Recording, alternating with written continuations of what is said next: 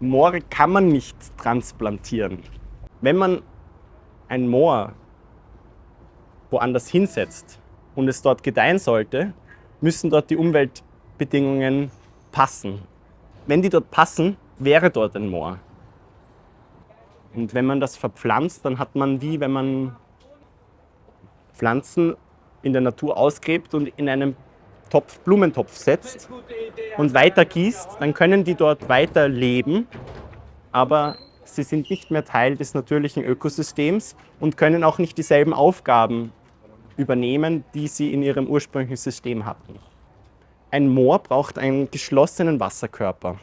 Und sobald Sauerstoff und zu viel Wasserbewegung an den Torfkörper herankommt, erodiert der Torfkörper. Es kommt Sauerstoff dazu bei der Verpflanzung. Das heißt, all das zerstört die hydromorphologische Eigenschaft von einem Moor.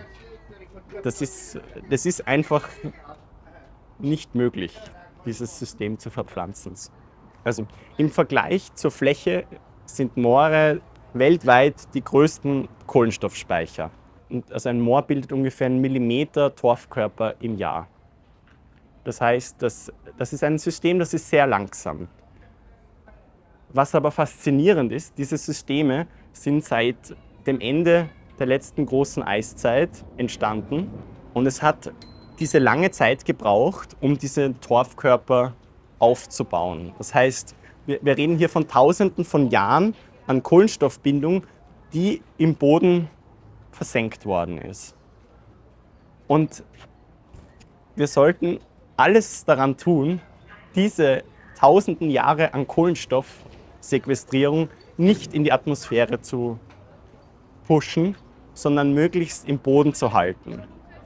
Für mich, auch als Ökologe, finde ich es unglaublich faszinierend, vor einem Ökosystem zu stehen, was seit Jahrtausenden genauso ausschaut. Ein Baum, der so groß ist, die ältesten Bäume in Europa, in Österreich, sind vielleicht ein bisschen über 1000 Jahre alt. Und das ist absoluter Rekord. Wenn wir jetzt in einem Wald stehen, den wir vielleicht oft kennen, den Wald nebenan, da haben wir Bäume, die sind 80, die sind vielleicht 150 Jahre alt. Und das ist schon sehr faszinierend, weil das ist deutlich länger als unsere Lebensspanne. Wenn du jetzt ein Moorsystem hast, dann sind wir da bei tausenden Jahren. Und wir stehen vor einem Ökosystem, was Jahrtausende genauso vorhanden war. Baumfrei, Pflanzen, Moorpflanzen, wassergesättigt. Und das finde ich unglaublich, weil das ist Zeitgeschichte. Ja. Ja. Der Unterschied zwischen Niedermoor und Hochmoor. Ja? Ein Niedermoor ist dauerhaft kann temporär austrocknen, ist aber grundsätzlich wassergesättigt durch Oberflächenwasser. Ein Hochmoor hat seinen eigenen Wasserkörper und ist rein durch Regenwasser geprägt. Das heißt, wir sind bei zwei unterschiedlichen Ökosystemtypen, die aber einen Übergang bilden können. Ja. Jetzt zu sagen, das eine ist weniger wert als das andere, also aus einer ökologischen Sicht sind beide Systeme extrem wichtig. Aus einer rein klimawandeltechnischen oder Fragestellung heraus hat man bei Niedermooren zwar weniger Torfauflage in der Regel, aber es ist hier die Fläche, die dieses System auch für Klimawandelaspekte sehr relevant macht.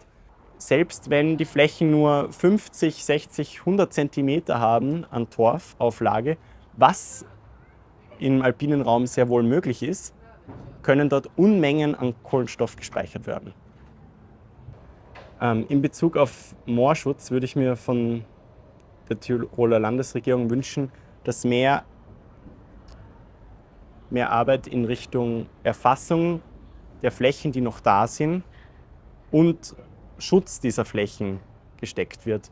Denn die Flächen, die noch weitgehend intakt sind, die müssen so schnell wie möglich geschützt werden, damit der Kohlenstoff im Boden bleibt, damit dieses Ökosystem im alpinen Raum erhalten wird.